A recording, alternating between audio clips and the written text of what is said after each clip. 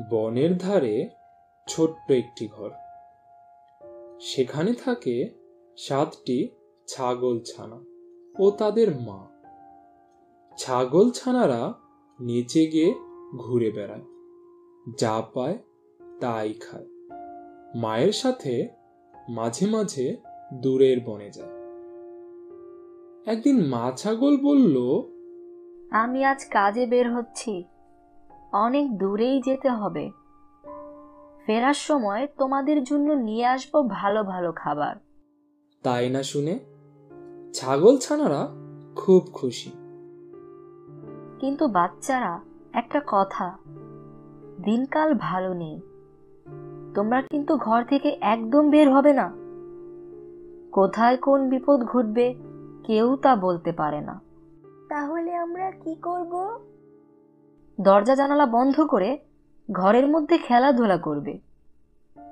আমি ছাড়া অন্য কেউ এলে ভুলেও দরজা খুলবে না।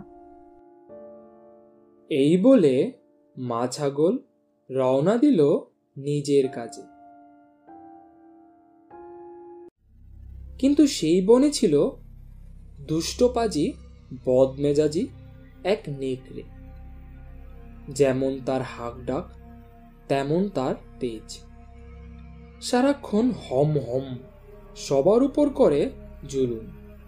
নেকড়ে অনেক দিন ধরেই এই সুযোগের আশায় ছিল, কি করে ছাগল ছানাদের সাবার করা যায়।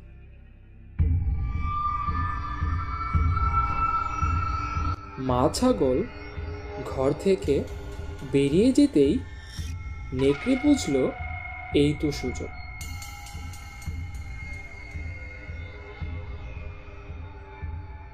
নেকড়ে পা টিপে টিপে এলো ছোট্ট ঘরের সামনে। দরজার পাশে দাঁড়িয়ে নাক উঁচু করে শ্বাস টানল। তখন সে মা ছাগলের মতো গলার স্বর নকল করে ডাক দিতে লাগলো। তবু তা শুনেই ছাগল ছানারা বুঝে গেল এটা তাদের মায়ের ডাক নয়। তুমি আমাদের মা নও, আমাদের মায়ের ডাক আরো মিষ্টি, আরো চিকন। নেকড়ে বুঝতে পারল সে ধরা পড়ে গিয়েছে।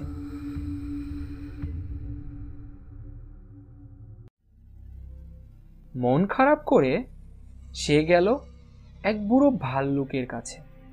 ভাল্লুক ভাইয়া, আমাকে একটু মধু দেবে?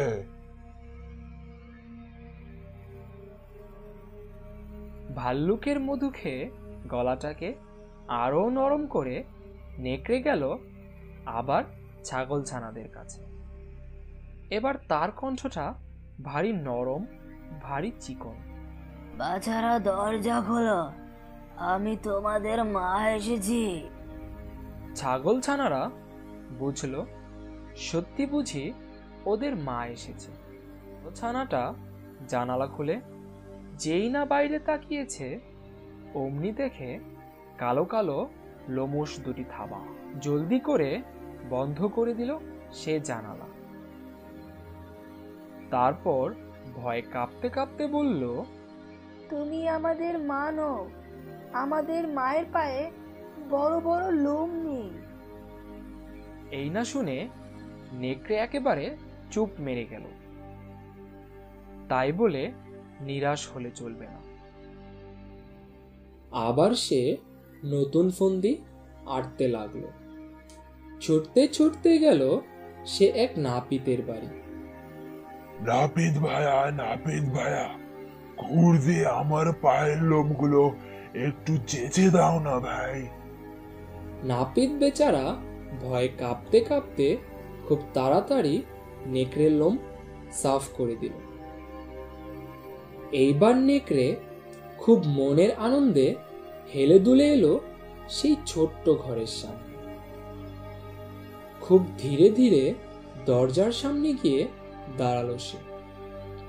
তারপর নরম সুরে বলল, বাছারা, দরজা খোলো, আমি তোমাদের মা এসেছি।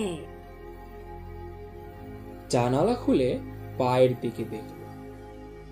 এই পা ওদের মায়ের পা।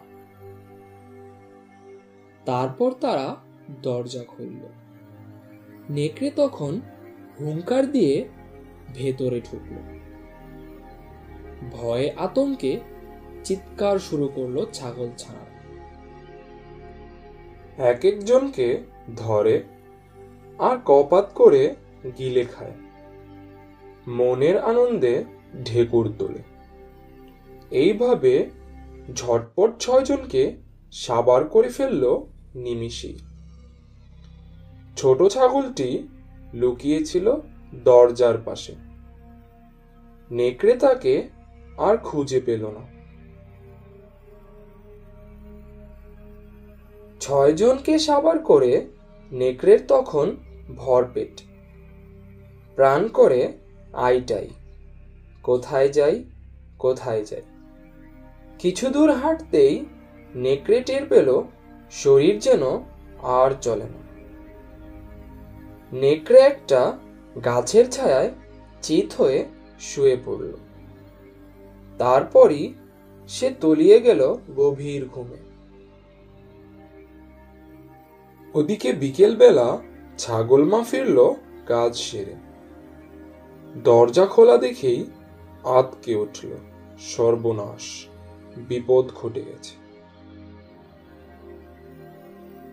ঘরে ঢুকেই ছাগল মা পাগলের মতো এদিক ছোটে ওদিক ছোটে, নেই, কোথাও কেউ নেই।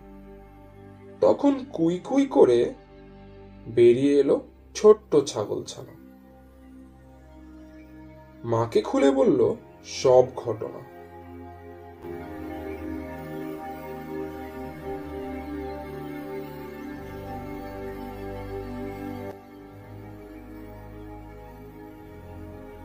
ছাগল মা খুব বুদ্ধিমতী। মাথা ঠান্ডা রেখে সে ঘর থেকে বেরিয়ে পড়ল নেকড়ের খোঁজে। কিছু দূর গিয়েই দেখল চিৎপটাং হয়ে মনের সুখে গাছের তলায় ঘুমাচ্ছে নেকড়ে শয়তানটা। ছাগল মা তার পাশে গিয়ে ধাক্কা ধাক্কি করল, কিন্তু কোনো সাড়া শব্দ না পেয়ে নেকড়ের পেটের মধ্যে কান দিতেই ছাগল মা শুনতে পেল ছাগলছানাদের শব্দ। মায়ের মন তখন খুশি হয়ে উঠল। তখনই ঘরে ফিরে সে ছুরি আর সুই সুতা নিয়ে আবার গেল নেকড়ের কাছে। ছুরি দিয়ে নেকড়ের পেট চিরল ধীরে ধীরে। পেটের মধ্যে থেকে বেরিয়ে এলো 6টি ছাগলছানা। ওরা কেউই মরেনি, কারণ নেকড়ে ওদের গিলে খেয়েছে। শিগগিরই তোরা পাথর টুকরা নিয়ে আয়। তারপর তারা সবাই মিলে পাথরের টুকরো ভরল নেকড়ের পেটে। ছাগল মা খুব সুন্দরভাবে পেটটা সেলাই করে দিল। নেকড়ের কিছুই বুঝবার কোনো উপায় রইল না। ছাগল মা ফিরে এলো আপন ঘরে। আর নেকড়ের সেই ঘুম ভাঙল অনেক রাতে। হাই তুলে নেকড়ে যখন চোখ মেলেছে, দেখে চারদিকে কেমন অন্ধকার, আর পিপাসায় যেন কলিজাটা ফেটে যাচ্ছে। কোনো মতে সে উঠে দাঁড়ালো। পেটটা যেন আগের চেয়ে অনেক বেশি ভারী মনে হচ্ছে। কোনো মতে টলতে টলতে নেকড়ে গেল নদীর ধারে। আর যেই না সে নেমেছে পানিতে, অমনি পেটের পাথরের ওজনের তাল সামলাতে পারল না বেচারা। অত ওজন নিয়ে তলিয়ে গেল পানির গভীরে। ছাগলছানারা তারপরে লতা পাতা খেয়ে বনে বাদারে ঘুরে বড় হতে লাগলো নিশ্চিত মনে।